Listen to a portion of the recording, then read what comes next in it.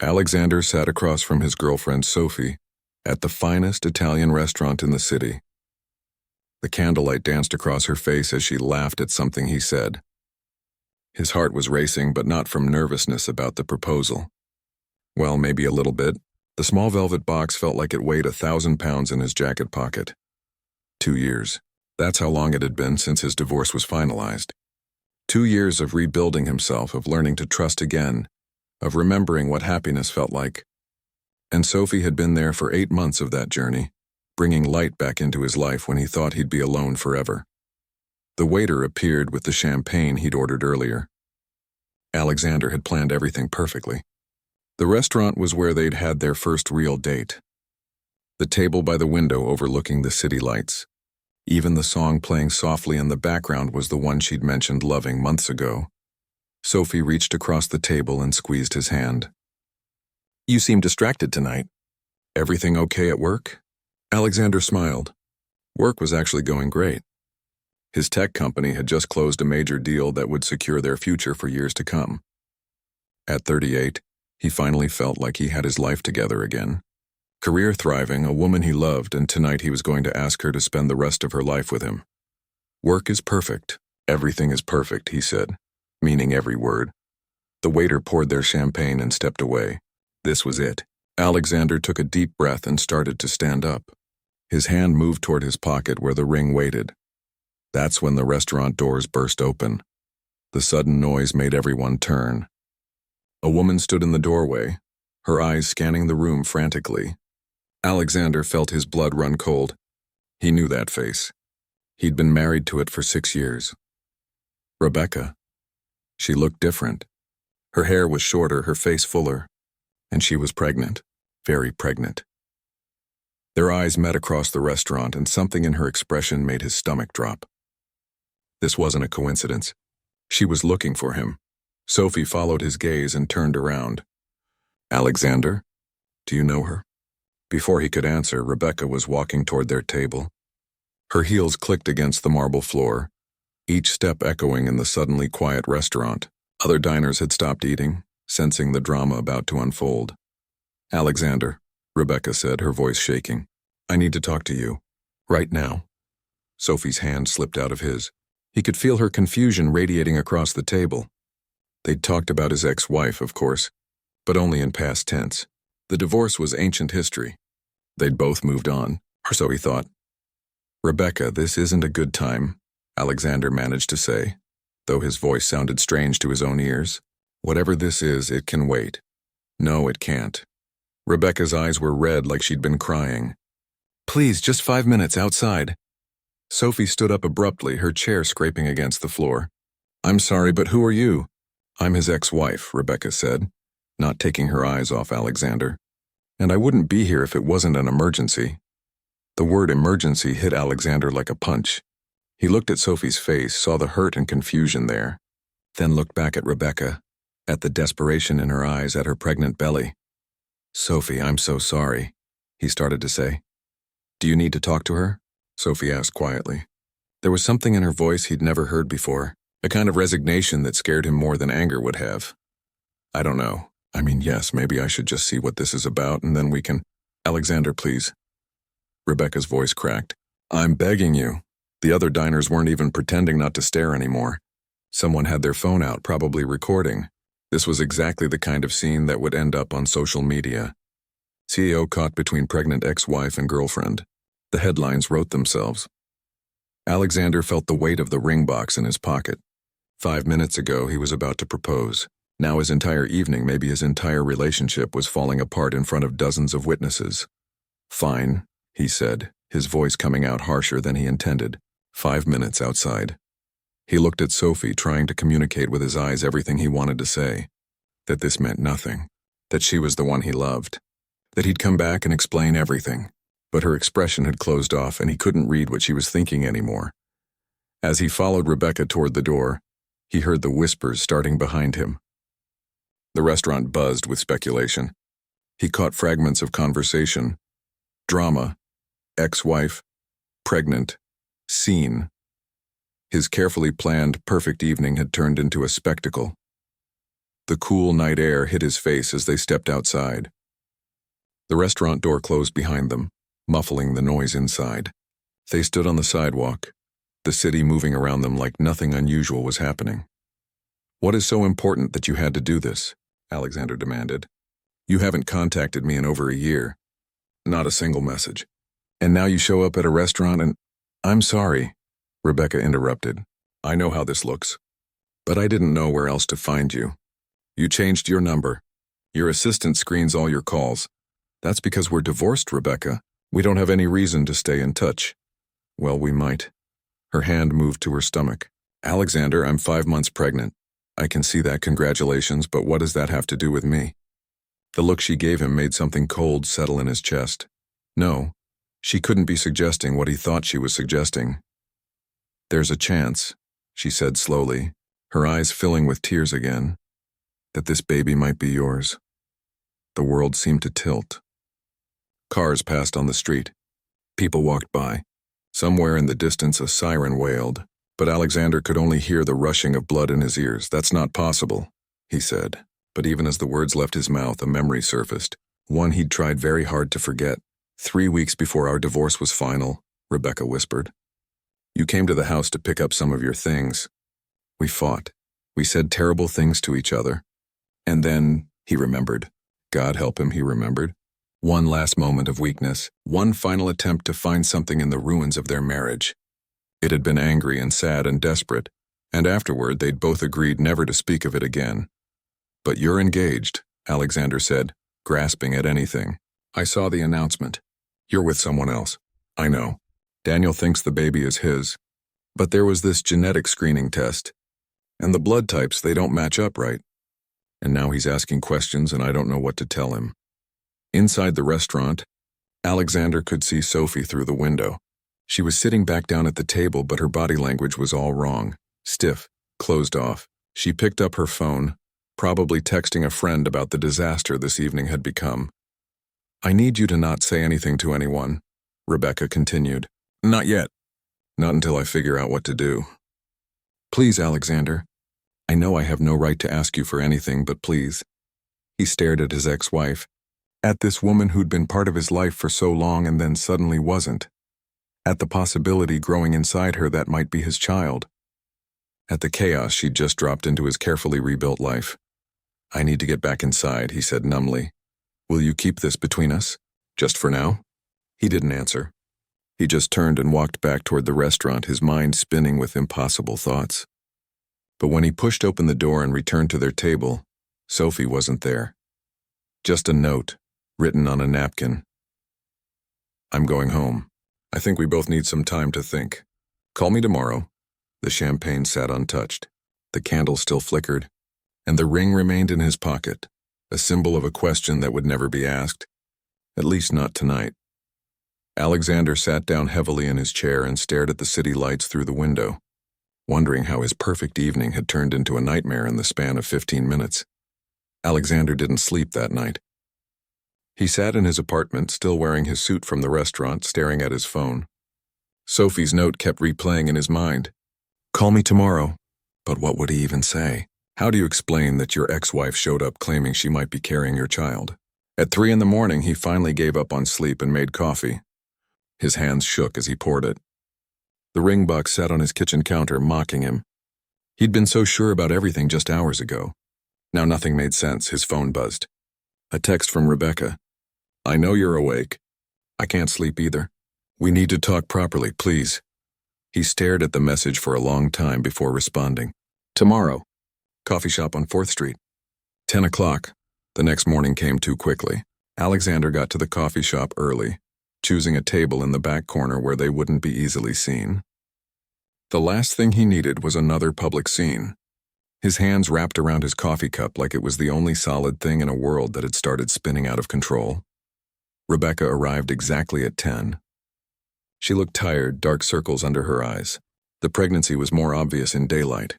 She sat down carefully, one hand on her belly in that unconscious way pregnant women do. "Thank you for meeting me," she said quietly. "Just tell me everything, Rebecca. From the beginning." She took a deep breath. "After our divorce was finalized, I was a mess. You know that." We both were. I threw myself into work, tried to move on. Then I met Daniel at a conference about 6 months later. He was kind, patient. Everything was easy with him, not complicated like it was with us at the end. Alexander felt a sting at that, even though he knew she was right. Their marriage had ended badly, full of arguments and hurt feelings and words they could never take back. We got serious pretty quickly, Rebecca continued. Too quickly, maybe. I thought I was ready.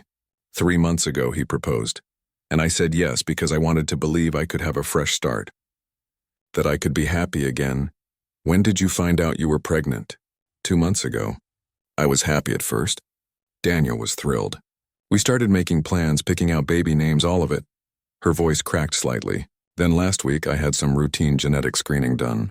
Just standard stuff they offer all pregnant women now. The results came back and something was off with the blood type markers. Alexander's coffee had gone cold, but he didn't move to get more. What do you mean off? The baby's blood type. Based on Daniel's blood type and mine, the combination didn't make sense. The genetic counselor was confused. She asked if I was sure about the father. And that's when I remembered that night. The night we both wanted to forget. 3 weeks before their divorce was final, Alexander had gone to their old house to collect some of his things. They'd started arguing about something stupid. He couldn't even remember what. The argument had turned into crying, and the crying had turned into one last desperate attempt to find something worth saving in the wreckage of their marriage. It hadn't worked. They'd both known it wouldn't. Afterward, they'd agreed to never mention it again. I convinced myself it couldn't be possible, Rebecca said. The timing, the odds, but then Daniel found the genetic screening results. He started asking questions. He wanted explanations. I panicked and told him there must have been a lab error, but he's not stupid, Alexander. He's starting to suspect. Does he know about me? About that night? No, I never told him. I thought it didn't matter because I was sure the baby was his. She wiped at her eyes. Now I don't know what to think. The more I looked at the dates, the more I realized it's possible. Very possible. Alexander felt like the floor was dropping out from under him. You should have told me this weeks ago. When you first found out about the blood type issue. I know. I'm sorry. I kept hoping I was wrong. That there was some other explanation. But then Daniel started talking about doing a paternity test, and I knew I had to tell you first. Before everything exploded, they sat in silence for a moment. The coffee shop buzzed with morning activity around them. People laughing, working on laptops, living normal lives. Alexander envied every single one of them. What do you want from me? He finally asked. I need you to not say anything to anyone. Not yet. Give me time to figure out how to handle this with Daniel. And then, when I'm ready, we need to do a paternity test. A prenatal one. They can do them safely now without any risk to the baby. And if the baby is mine? Rebecca's composure cracked. Tears spilled down her cheeks. I don't know. I honestly don't know. My whole life is with Daniel now. We have plans, a future. But if this baby is yours, you have a right to know. And the baby has a right to know their real father. Alexander thought about Sophie, about the proposal that never happened, about the future he'd been so sure about yesterday. I was going to propose last night. When you walked in, I was literally about to get down on one knee. Oh God, Rebecca whispered. Alexander, I'm so sorry. I didn't know. How could you? We don't talk anymore. We're not part of each other's lives. And now this. Is she going to forgive you? I don't know if there's anything to forgive me for. I didn't do anything wrong. Neither did you, really. We just made one stupid decision 2 years ago, and now it might blow up both our lives. Rebecca reached across the table like she was going to take his hand, then thought better of it. What are you going to tell her? The truth. She deserves that much. Alexander pulled out his phone. Still no messages from Sophie. I'm going to her apartment after this. I need to explain everything before she hears some twisted version from someone else. The people at the restaurant, Rebecca said. Someone was recording, I know. I've been checking social media all morning. Nothing yet, but it's only a matter of time. They talked for another hour, working out the logistics. Rebecca would schedule the prenatal paternity test for the following week. She talked to Daniel, though she wasn't sure what she'd tell him yet. They agreed to keep everything quiet until they had answers. The results would take about 2 weeks to come back. 2 weeks. 14 days of not knowing if his entire life was about to change. If he was going to become a father. If Rebecca's engagement would survive, if his relationship with Sophie could weather this storm. When they finally left the coffee shop, Rebecca hugged him briefly. It felt strange touching his ex-wife after so long, strange and sad and complicated. Whatever happens, she said, we'll figure it out. We're both adults. We can handle this. Alexander wished he felt as confident as she sounded. He drove to Sophie's apartment with his heart in his throat. She lived in a converted loft downtown, full of plants and artwork and light. He'd always loved it there. It felt like a home in a way his sterile bachelor pad never had. She answered the door on the second knock. Her eyes were red. She'd been crying. "Can I come in?" he asked. Sophie stepped aside without a word. They sat on her couch, the same couch where they'd watched movies and talked for hours and fallen in love. Now it felt like sitting in a courtroom waiting for a verdict. "I need to tell you everything," Alexander said, "and I need you to let me finish before you say anything. Can you do that?" Sophie nodded, her arms wrapped around herself like she was holding herself together. So he told her. Every detail. The fight with Rebecca before the divorce, the genetic screening results, the possibility that he might be a father, the paternity test scheduled for next week. He left nothing out, even though every word felt like he was driving a wedge deeper between them. When he finished, Sophie was quiet for a long time. She stared at her hands, picking at her nail polish. "Say something," Alexander finally said. "Please, I don't know what to say." Her voice was barely above a whisper. "Yesterday morning I thought we were building a life together. Last night I thought you might propose. Today you're telling me you might have a baby with your ex-wife. I know how this sounds. Do you?" Sophie looked up and there was pain in her eyes that made his chest ache. "Because from where I'm sitting it sounds like your past just showed up and destroyed our future. That's not fair. I didn't know about any of this, and I know that. I know you didn't do anything wrong. But that doesn't change the fact that everything is different now." She stood up and walked to the window. "I love you, Alexander. I really do. But I don't know if I can handle this. A baby with your ex-wife? That's not just complicated. That's a lifetime of connection between you two. Only if the baby is mine. We don't know yet. And if it is, what then? You'll be in her life forever. Holidays, birthdays, school events. I'd always be second. Always competing with this family you have with her. That's not true. You'd never be second." Sophie turned to face him, tears streaming down her face. "I need time, Alexander. I need to think about what I want. What I can handle. This isn't just about loving you anymore. It's about whether I can build a life in the shadow of this situation. How much time? I don't know. Until you get the test results, at least. Maybe longer." Alexander felt something breaking inside him. "Are you saying we're done?" "I'm saying I need space to figure out if I'm strong enough for this.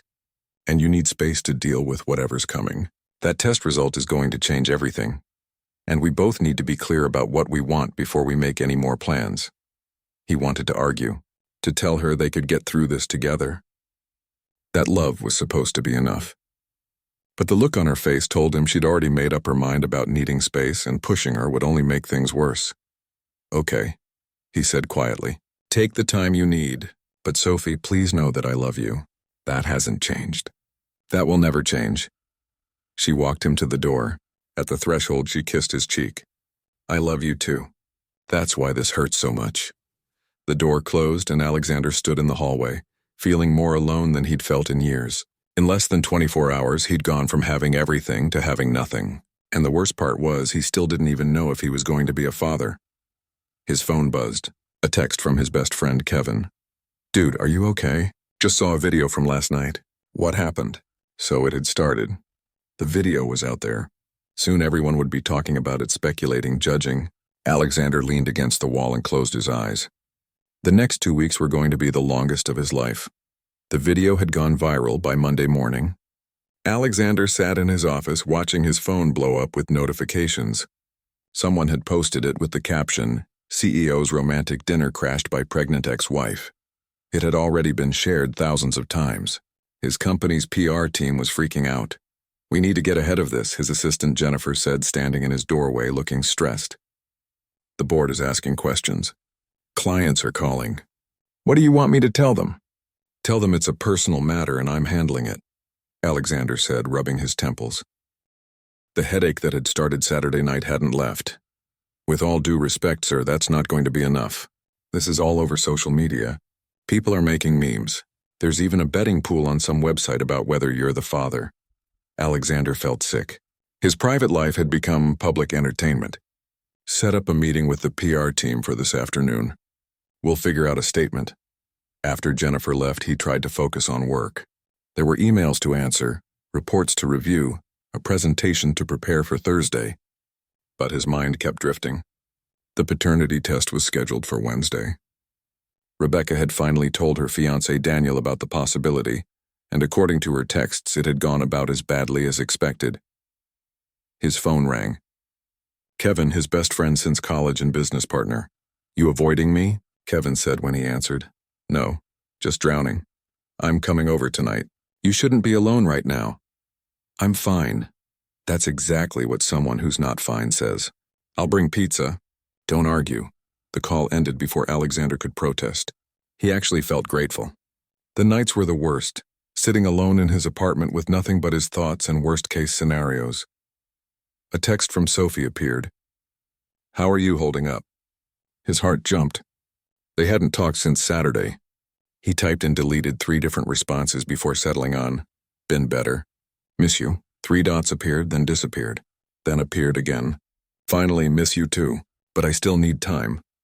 It wasn't what he wanted to hear, but at least she was still talking to him. That had to count for something. Tuesday crawled by like every hour was a week long. Alexander went through the motions at work, had meetings he barely paid attention to, gave approvals on things he'd normally scrutinize carefully. His mind was stuck on tomorrow, on the test that would determine everything. That evening, his phone rang. Rebecca. Daniel moved out, she said without preamble. Her voice sounded hollow. I'm sorry. He said he can't stay while there's doubt, that it's killing him, not knowing. He said he'll wait for the test results, and if the baby is his, maybe he can forgive me. But if it's not, she trailed off. Rebecca, I'm sorry you're going through this. I did it to myself, to both of us. If I'd just been honest from the start, if I'd gotten the test done privately before telling anyone, maybe things would be different.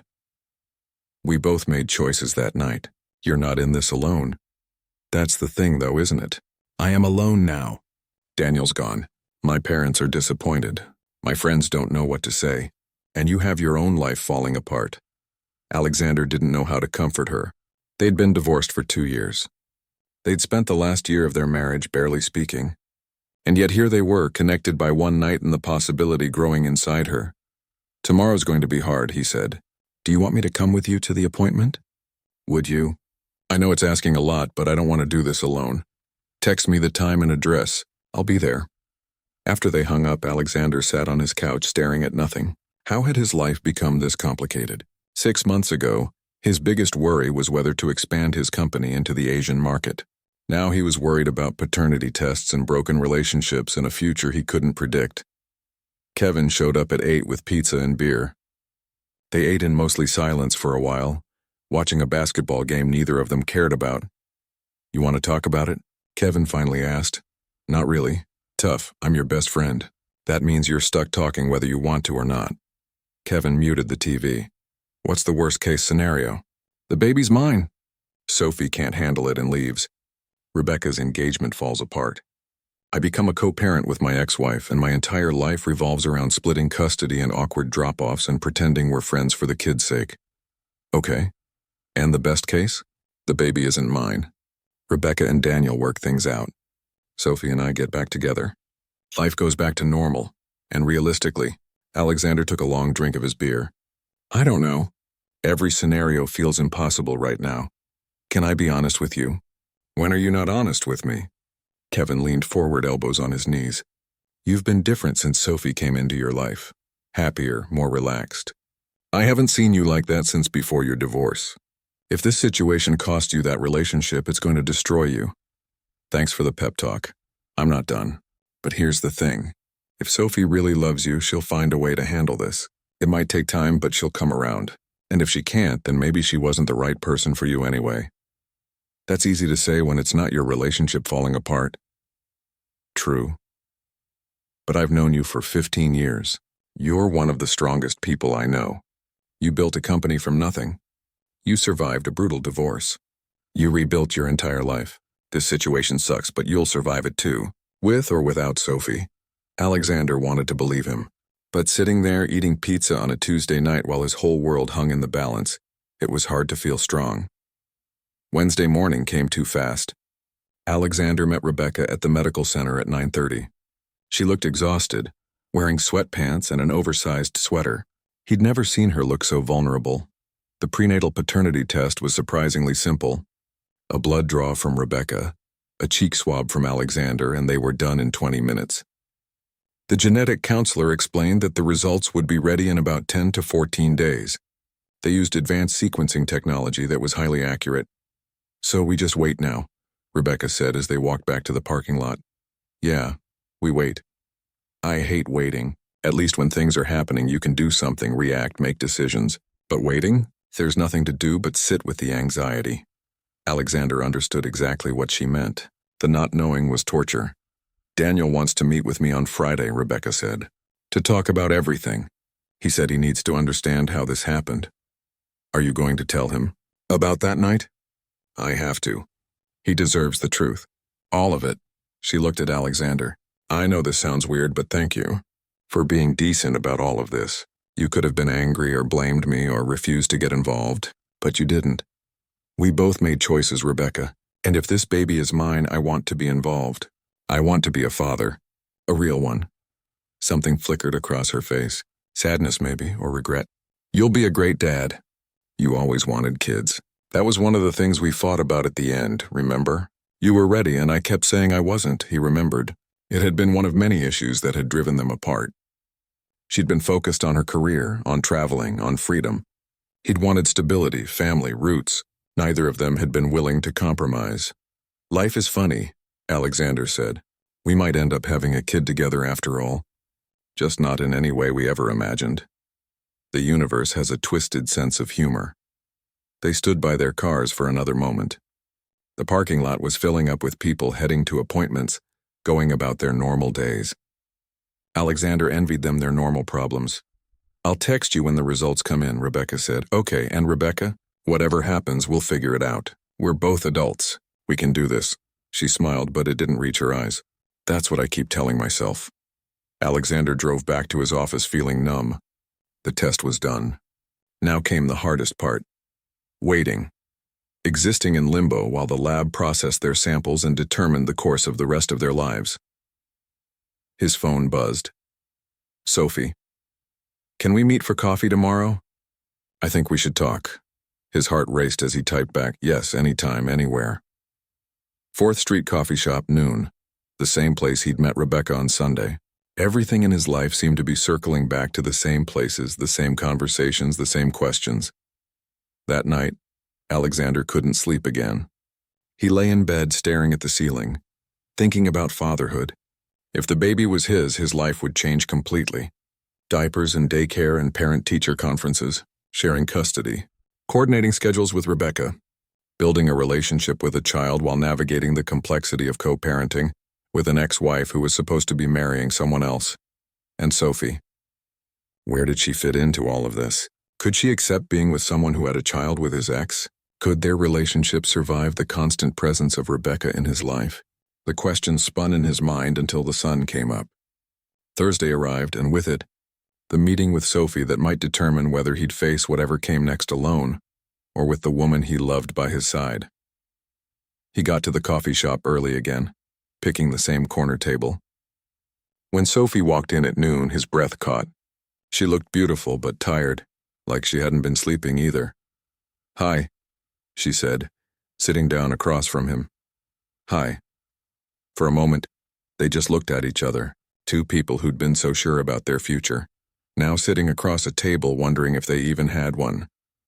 I've been thinking a lot, Sophie said, about us, about what this all means. Alexander's heart pounded, and she took a deep breath and he prepared himself for whatever came next. Sophie wrapped her hands around her coffee cup, not drinking, just holding it like she needed something to anchor her. Alexander waited, his heart hammering so hard he was sure she could hear it. I love you, she finally said. That part hasn't changed.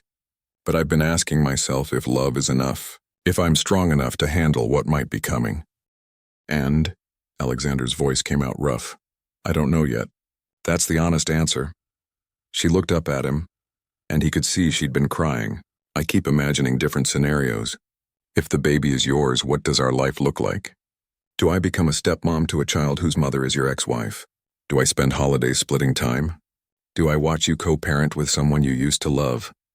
Rebecca and I are over. That part of my life is done. But is it? If you have a child together, she'll always be there. Always be part of your life. And I need to decide if I can live with that. Sophie finally took a sip of her coffee. My sister thinks I'm crazy for even considering staying. She says this is too much baggage, that I should walk away now before I get in deeper. Alexander felt cold. Is that what you want?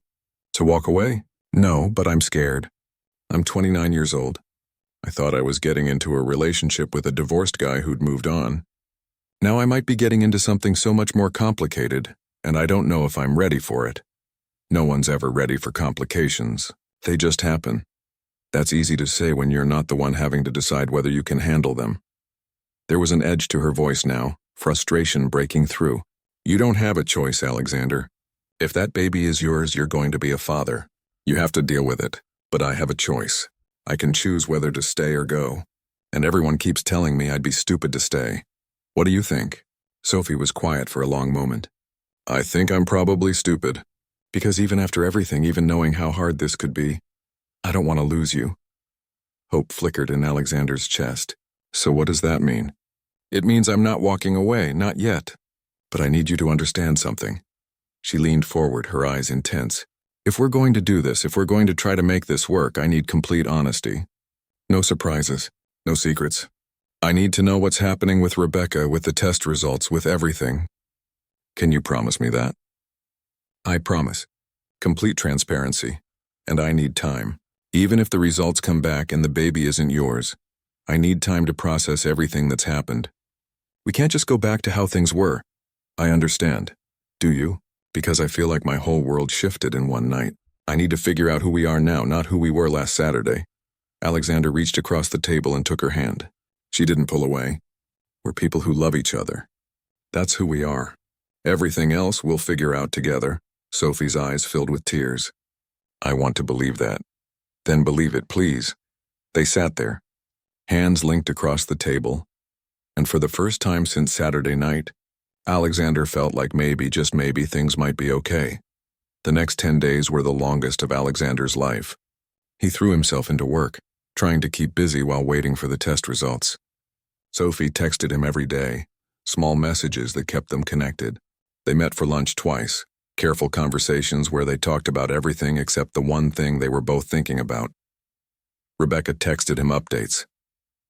Daniel had agreed to wait for the results before making any final decisions about their relationship. She was staying with her sister, who was being supportive but also clearly stressed by the situation. Her morning sickness had gotten worse, probably from the stress.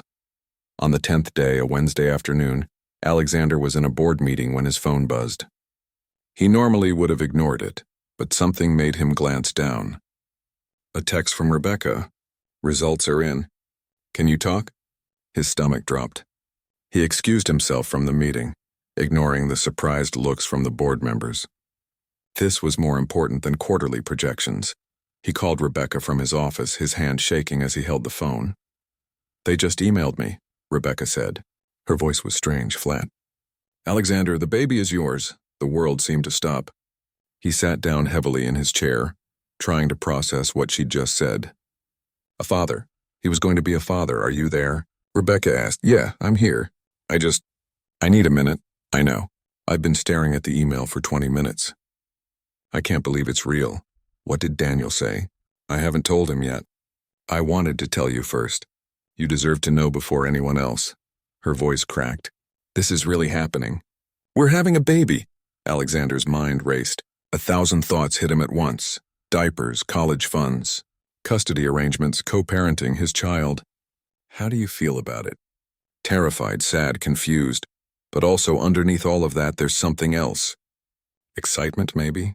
I know that sounds crazy given the circumstances, but I'm going to have a baby. Our baby.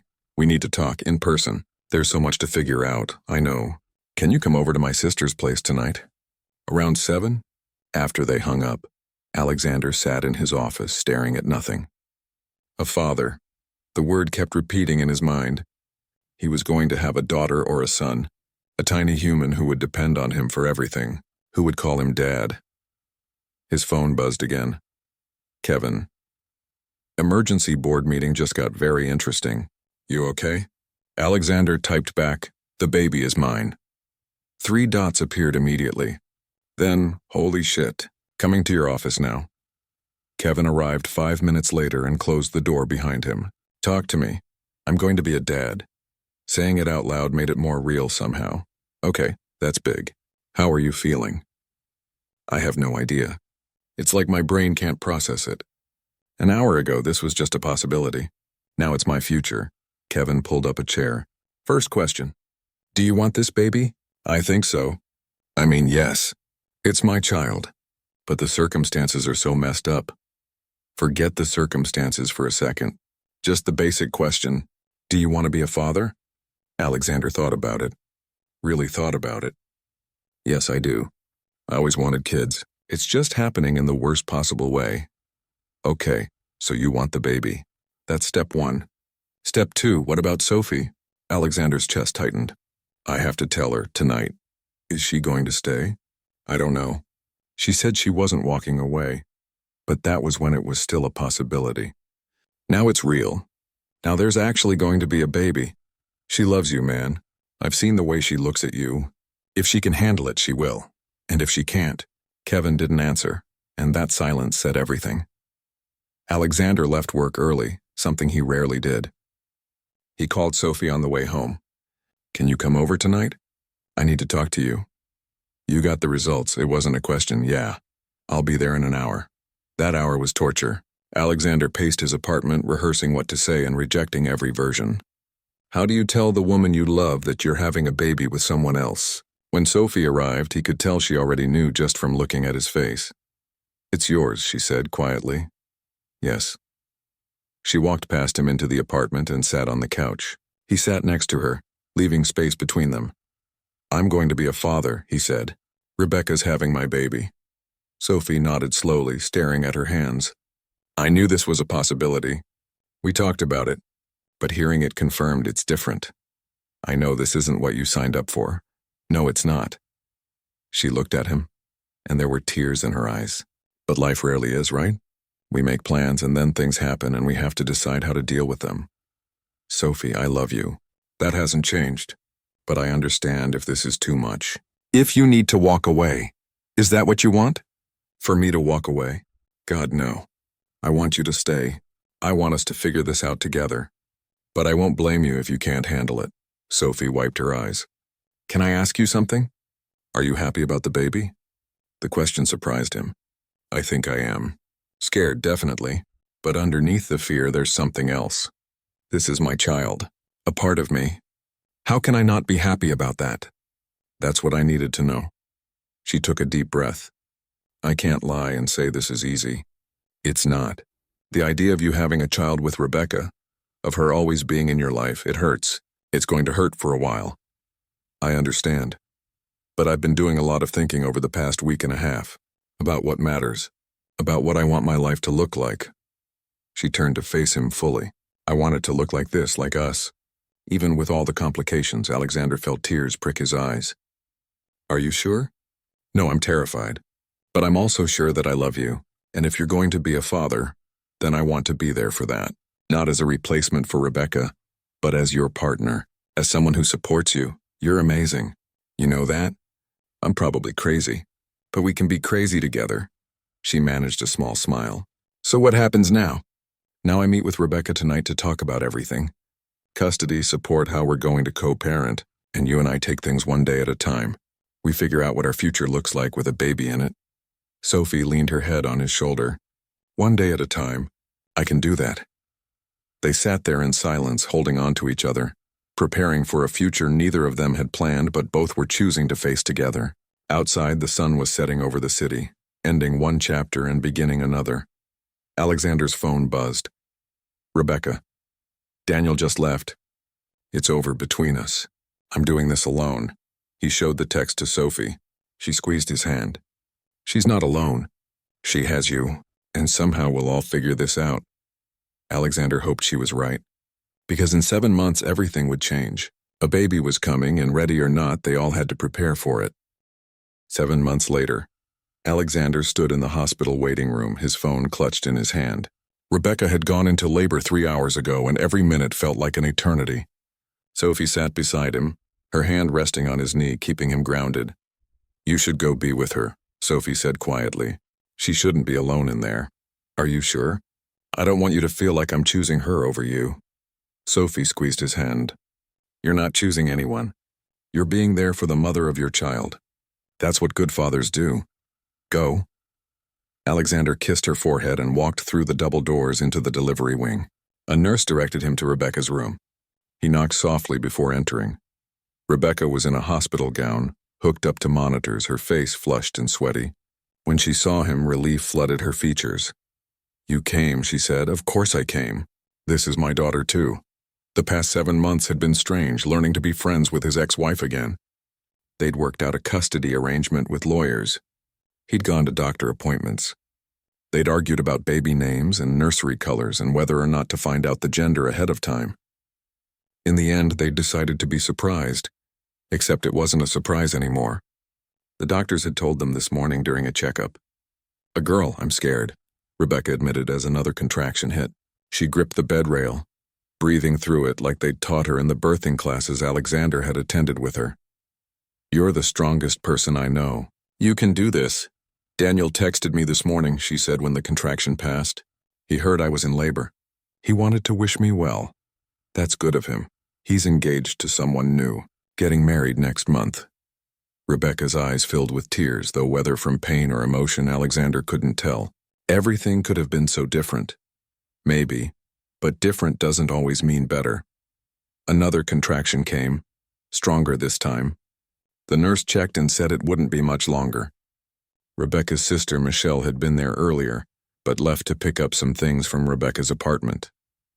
It was just the two of them now, facing the moment that would change everything.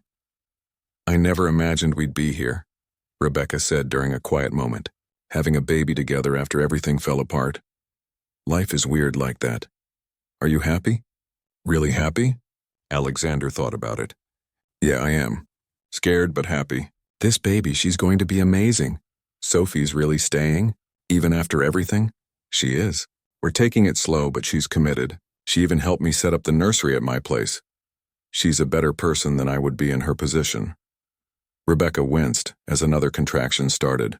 "I don't think I could handle watching my boyfriend have a baby with his ex-wife." "She's pretty incredible." The contractions got closer together.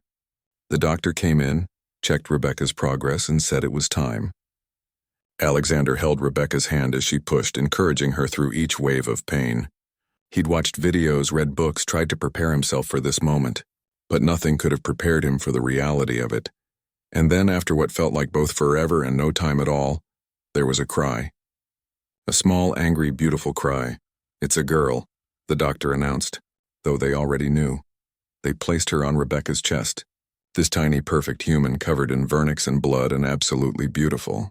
Alexander felt tears streaming down his face. His daughter. He was looking at his daughter. "She's perfect," Rebecca whispered, crying too. "Look at her, Alexander. We made this." The baby had a full head of dark hair and the tiniest fingers he'd ever seen. She was still crying, but it was the most beautiful sound in the world. "Do you want to hold her, Dad?" the nurse asked. Dad. The word hit him like a freight train. He was someone's dad now. They cleaned the baby up a bit and placed her in his arms. She was so small, so fragile. He was terrified he'd break her just by breathing. But as he held her, something shifted inside him. A fierce protective love he'd never experienced before flooded through him. "Hi, baby girl," he whispered. "I'm your dad. I've been waiting so long to meet you." The baby stopped crying and seemed to look at him, though he knew newborns couldn't really focus yet. Still, in that moment, it felt like she knew him. "What should we name her?" Rebecca asked from the bed. They'd been debating names for months but never settled on one. Alexander looked down at his daughter, at this perfect little person who was half him and half Rebecca. "What about Lily?" "Lily," Rebecca repeated. "I like it." "Lily Chen. Lily Rebecca Chen," Alexander added. "After her mom."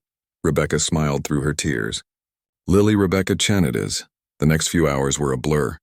Michelle returned and cried, holding her niece. The nurses came and went, checking vitals and teaching Rebecca how to nurse. Alexander called his parents, who were on the next flight out. And eventually he went back to the waiting room to get Sophie. She stood up as soon as she saw him, searching his face. Is everything okay? Everything's perfect. Do you want to meet her? Sophie's eyes widened. Are you sure? I don't want to intrude. You're not intruding. You're part of this family too. They walked back to the room together. Rebecca was holding Lily, looking exhausted but happy. She looked up when they entered. Sophie, she said, come meet Lily. Sophie approached slowly, looking nervous. When she saw the baby, her hand went to her mouth. Oh, Alexander. She's beautiful. Want to hold her? Rebecca offered. I couldn't. She's yours. She's ours, Rebecca said, glancing at Alexander. Yours too, in a way. You're going to be in her life. Might as well start now. Sophie looked at Alexander, who nodded encouragingly. Carefully, Rebecca transferred the baby to Sophie's arms. Alexander watched Sophie's face transform as she held his daughter, saw the softness there, the wonder. Hi, Lily, Sophie whispered. I'm Sophie. I'm your dad's girlfriend, which I guess makes me something to you. We'll figure out what that is as you grow up. Alexander put his arm around Sophie's shoulders as she held his daughter. This strange, complicated, beautiful family they'd somehow created. 6 months ago, this moment would have seemed impossible. Now it felt exactly right. The next few days were chaos. Rebecca stayed in the hospital for 2 nights. Alexander was there as much as he could be, learning how to change diapers and swaddle and tell the difference between hungry cries and tired cries.